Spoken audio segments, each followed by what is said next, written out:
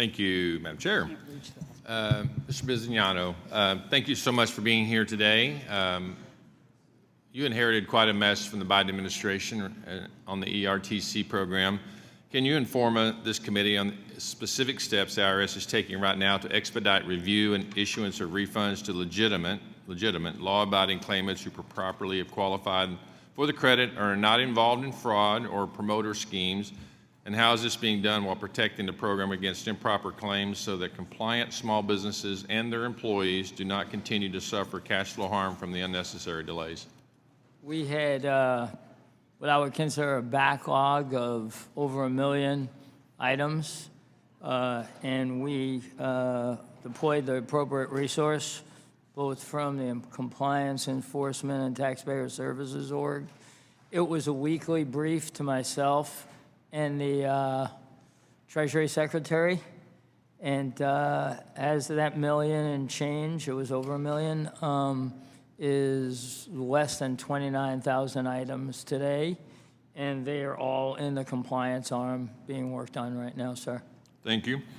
And I have significant concerns about third-party financing of litigation in the United States, particularly regarding the tax treatment of the profits derived from it. Currently, these financiers are claiming capital gains treatment, and I think it's highly questionable, at best, that the unadjudicated assertions of harm constitute capital assets.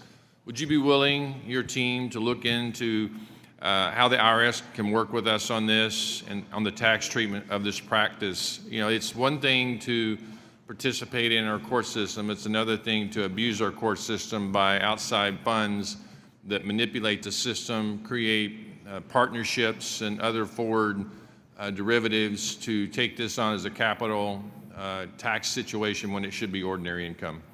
I will ensure my staff gets with your staff, and we'll report back to you, sir. I appreciate that. And then one last thing. In a testimony to your predecessor in the prior administration, everybody on this dais agreed that their offices were basically a part of the IRS because our offices were being pinged so many times that we might have been working for the IRS because there were so many complaints about the organization. I want to applaud you because I have had zero people reach out to me during this tax season about the IRS. We've come to know you, both in this committee and elsewhere, that you're sincere about this, you bring your business acumen to this.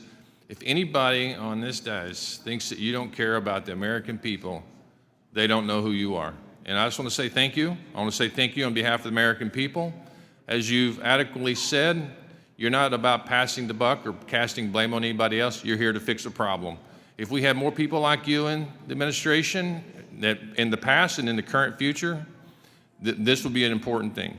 We need more people in Washington, D.C. that want to solve problems, not create problems. That's all the American people want. They just want problems solved.